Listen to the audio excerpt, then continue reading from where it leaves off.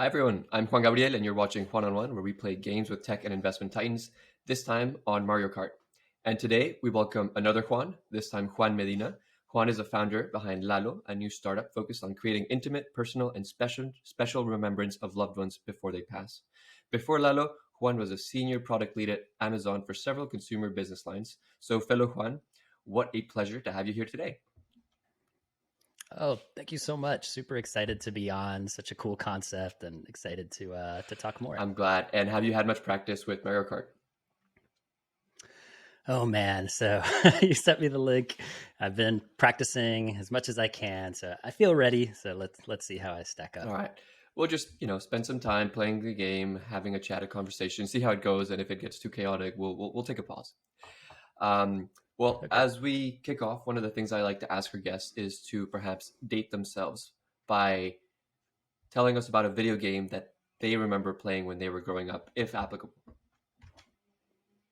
Yeah, for sure. Well, I mean, I still remember that day where I walked into Target and convinced my mom to get me the original NES. It was like such an amazing moment. All my friends had had it for a long time. And so probably the first game that I played that I loved was Mike Tyson's Punch Out.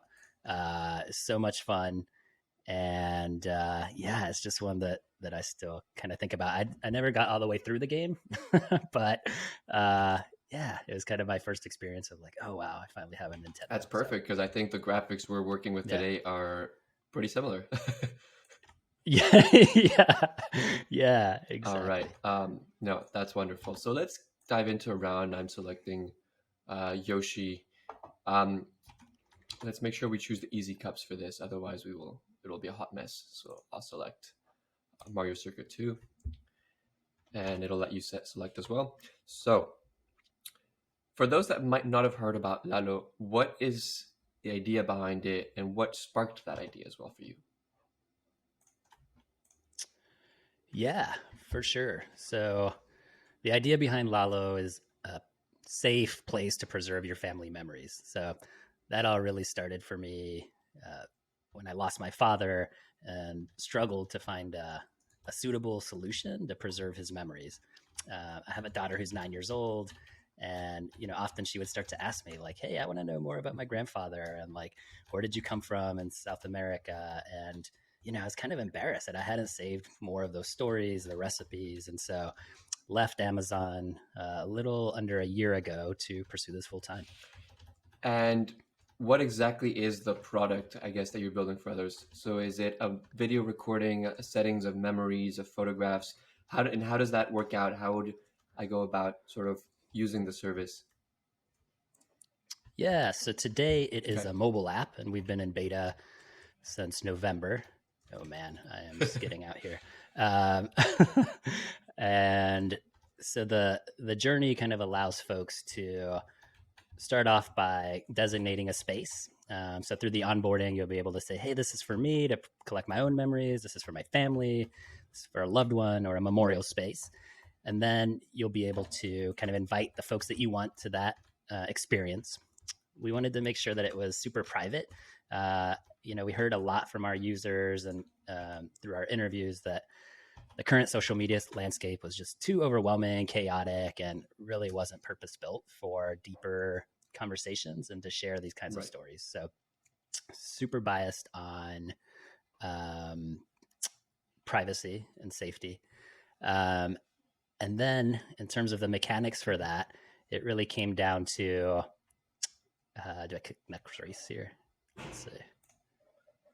Uh, We finished up our first lap, and I recognize it's hard to talk about these profound conversations while playing Mario Kart. So I think no, it's part of the it's all game. good. Um, Yeah. but no, that Uh, makes sense. I appreciate that. And I guess a broader question about it. When I talk to people yeah. about this interview, I know I mentioned Yes. this label of death tech. I just couldn't find the better Yeah. word for it. How do you feel about Yeah. that phrasing and that word?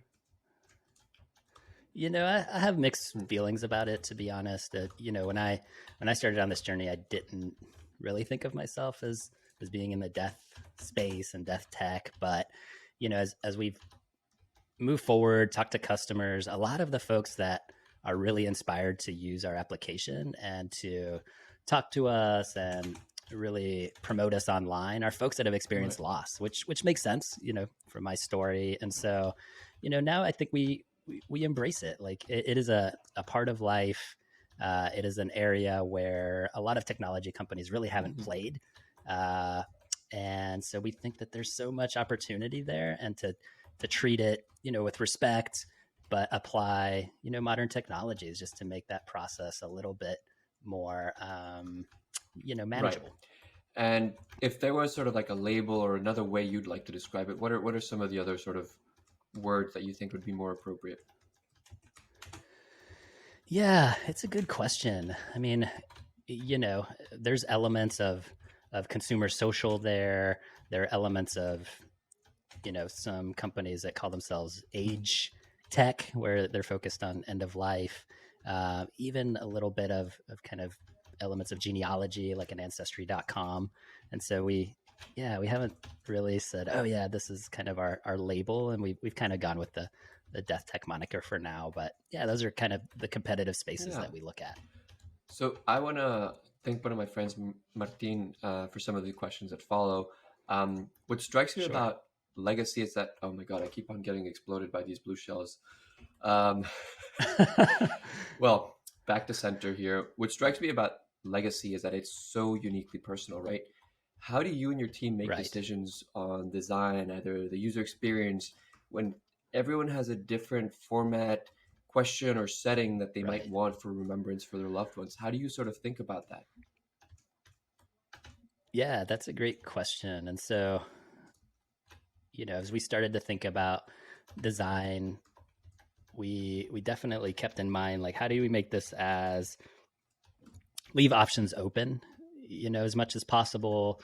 At some point, though, you have to draw the line and say, hey, we can't do everything. But so, like, for example, in terms of the media that we allow folks to upload or to create within the app, we're pretty Mhm. open. So we have audio, video, text, images, just to see how people would want to uh, kind of use the application. And so far, not surprisingly, half the folks are uploading pictures.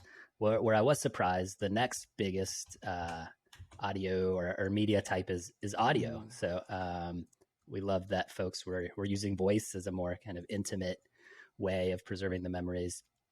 But downstream, we're certainly thinking about how to personalize it more, allowing folks to have their own kind of touches, whether it's different cover images or different colors, or giving options and how you tell that story. But yeah, it's certainly one that we're thinking a lot about, and we think that that privacy aspect is important so that folks can figure that out and let us know, right, if we've got it wrong, or if we can make the experience a little bit more customized for whatever use case Right. that they have. But that's a great I question. see you're rising through the ranks here in the game, and better outcome than the first round. So I'm happy to see that. Yes, getting better. It's interesting, this audio piece, right? Because, for example, I imagine, or perhaps some of the podcasts that you have been on and that I've enjoyed listening to, um, might be something that someone might want to remember you by later down the line, talking about this journey that you're going through in building your startup Right. and what motivates it, and perhaps that would help paint the picture for other people. And sure, those some of these podcasts might be out there, but to put it in a package or a conversation, what kind? I guess the question that comes to mind is what kind of audio formats or instances are really coming? Is it like family calls that are recorded? Is it speeches? What kind of things have you been seeing there? Yeah, great question. So in my own journey, I recorded conversations through video and Mhm. audio chat. So that's a feature that we're working on. To me, I think that's the easiest and most natural way to do it. Simply to call your grandmother or call your mom and have a conversation. And I think the tricky part there is then how to edit it Right. a bit, because there might be a lot of conversation there. So figuring out the right pieces. Um, we're seeing folks asking to upload their own audio. So one of the most treasured memories that we hear a lot about is like a voicemail Mm. that their dad left them or mom left them. And so, in in most phones today, you can export that as an audio file. And so we're allowing folks to upload the audio. And then I think the third flavor that we're working on, but is developing from our user feedback, is this combination of pictures with voice. So, having a picture that means a lot to you, and then pairing a description of that event or why it's important through voice. So, yeah, that's kind of how we're seeing it play out, at least here in the early I'm days. so fascinated about these product questions, and I imagine you've been putting a lot of your previous skills from Amazon and big tech into the product, right? Are there any specific things that come top of mind, or best practices that you really stick to in terms of managing, thinking about product and other things like that? Yeah, that's a really good question. I mean, at Amazon, I spent time in AWS, but I spent most of my time in just core Mm-hmm. retail.com, just selling everything from kitchen products to our own brand of clothing, etc. And so, I do think about some of the core principles that we use. I mean, there's simple things like starting with Right. the customer and working backwards, right? So always kind of using that as any sort of tiebreaker. Um, I don't know if I'm lost in this maze or This not. one's trickier. This one's much trickier. Uh, I think also just more in terms of product. I mean, some of the things that really drove the Amazon engine is what we called Mm-hmm. selection. So giving people that choice. And so in a mobile application that can work against you. So we've had to be careful not to. My tendency was to throw it all in, and it's like, oh geez, like this is overbearing. And so I've had to kind of work against some of those tendencies as well. Um, but ultimately, I think it's like how can we solve a problem that the customer's Mm-hmm. having, and the only really good way to do that is to be like super in tune with the customer. And so we have a Slack group where I'm talking to customers every day, and so yeah, simple things like that I think is what's helping guide me here. Speaking of customers, what about B2B or B2C? Um, Either as in like selling to employees of companies that are perhaps interested in helping support their employees prepare for grief or deal with grief, versus selling to individuals and who want to have and preserve those memories. How have you been thinking about that piece? Yeah, so we started with a Right. B2C mindset of connecting with families through social media, through PR, through different means.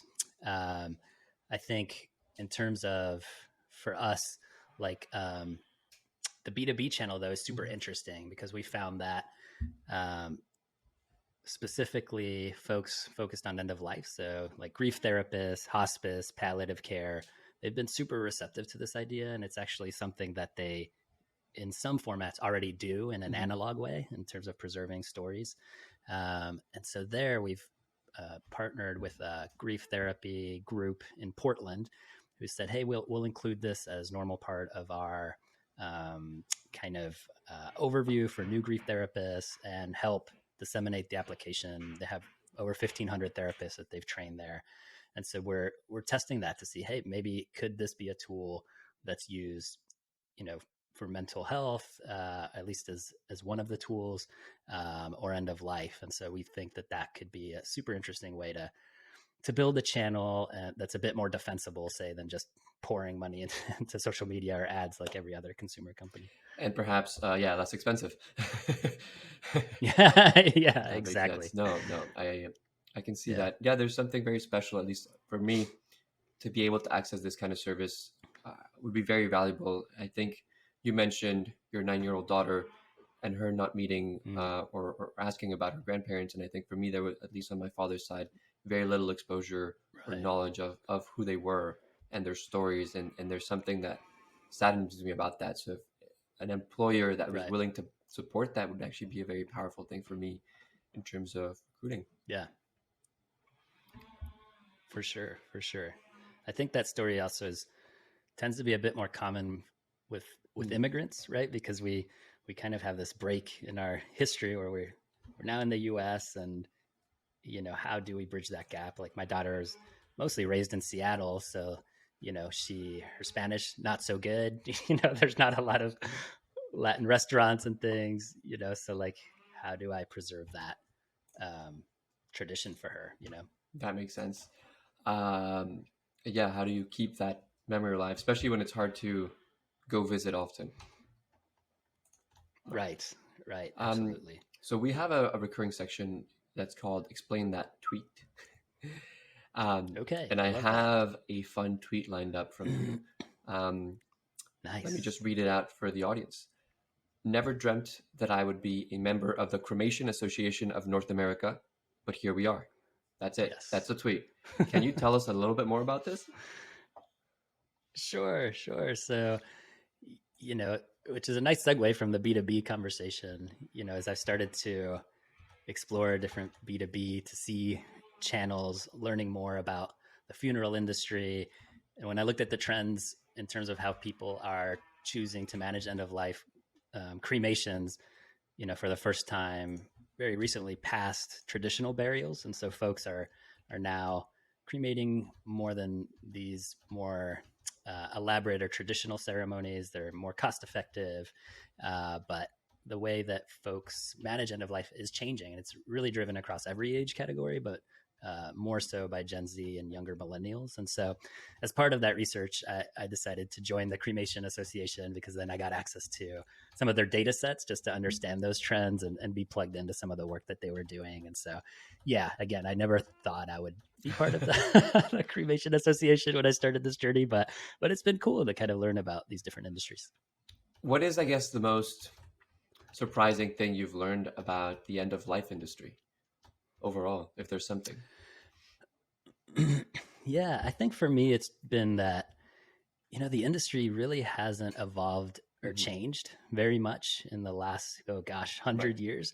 But the customer in the last 20 to 30 years, I say, has changed a lot, you know, not putting any opinion on whether this is right or wrong, but just the facts say that folks are less Right. religious. You know, the church membership is down, cremations are up, folks looking for more eco friendly ways and more focused on the life of the individual. And so, you know, traditional family owned funeral homes just aren't ready, really equipped for those Mm. demographic shifts. And so for me, it's been just kind of interesting to see that. I can see that actually, and understanding how the country, at least if we're talking about the U.S., has been changing. Very powerful. Wow, it Yes. seems we're stuck in Yeah. Bowser's Castle, and this is way out of my league. Um, I'm struggling to get through here.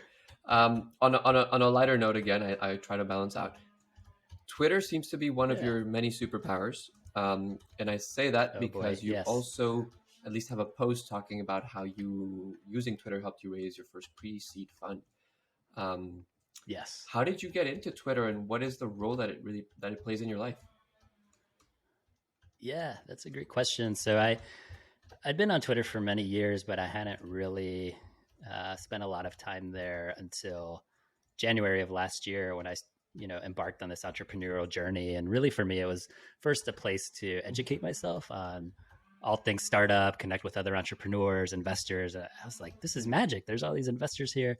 Um, I think the part that I've had to balance is it can be one, a time suck, and two, at times toxic. Right. So I'm like, oh man, is this really worth it? But in terms of the good side of things, you know, I'd say in the summer of last year, I recorded myself on Loom going through my slides and did a 90-second pitch, and I put that out there on Twitter.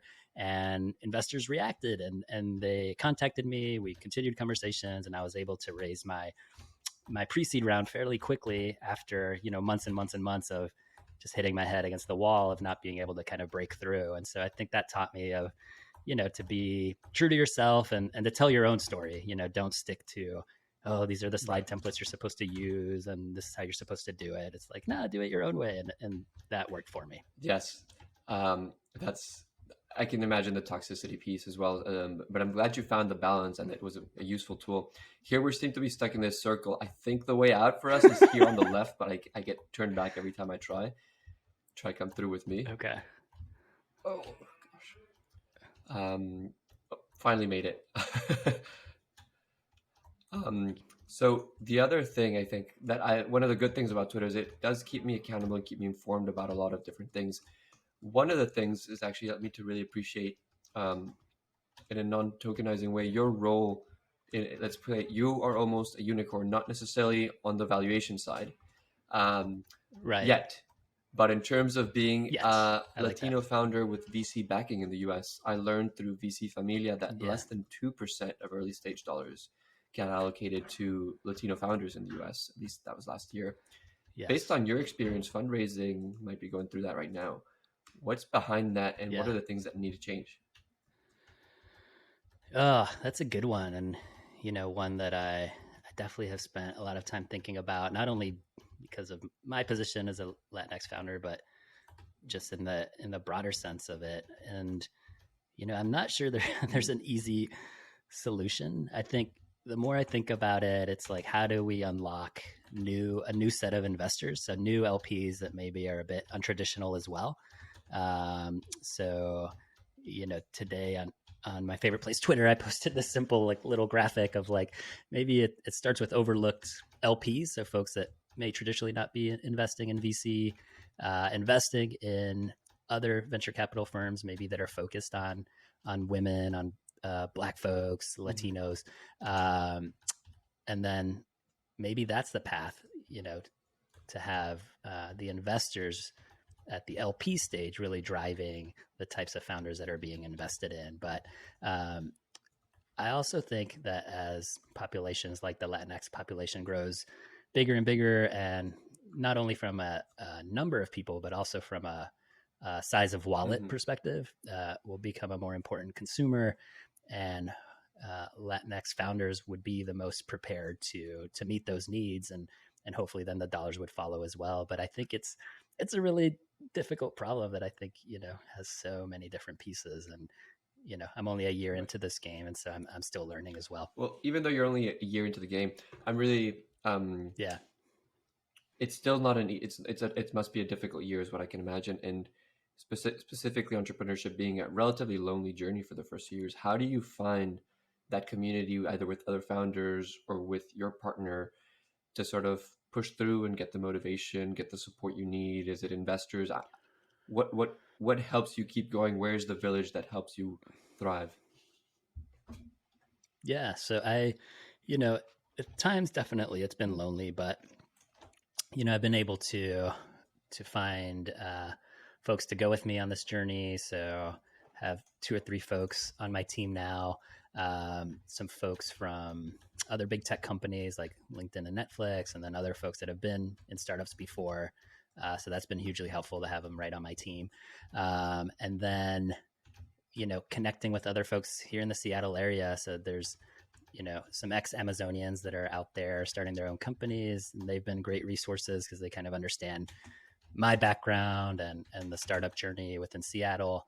And then lastly, Twitter, honestly, talking to folks like yourself, and learning more and connecting. And when things go sideways, having a group just to vent and say, ugh, what a crappy day. But yes, I don't feel as lonely, but certainly there are times when it's like, oh man, this has been a rough week. Well, look, as we're coming up towards the tailor end of the interview, we also like to leave a space to ask about how we can help, um, our guests, and so we leave space for our guests to tell us about what's on their mind, what's um, what's important to them, seeing how the one-on-one community can help. So tell us, what is it that's on your mind nowadays, and then how can we help with that? Yeah, I love that. Thank you. And again, thank you so much for having me on. This has been so much fun getting to know you a little bit, and playing Mario Kart. I mean, what could be better? I would say that we're kicking off our second kind of funding round this week, and so if folks are interested in learning more about what we're doing, investors that would look to connect, I would love to talk to you, and you can reach me at juan@lalo.app. So I would say that would be the biggest help right now. So Oh, thank you. what a pleasure! I hope that you're ready to beat your kids at Mario Kart should they choose to play. Yeah, I need to practice a little more, but definitely. Amazing.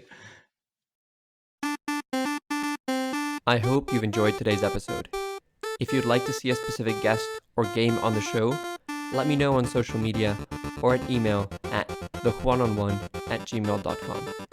And if you enjoyed the show, make sure to join the majority of listeners and subscribe on your favorite platform.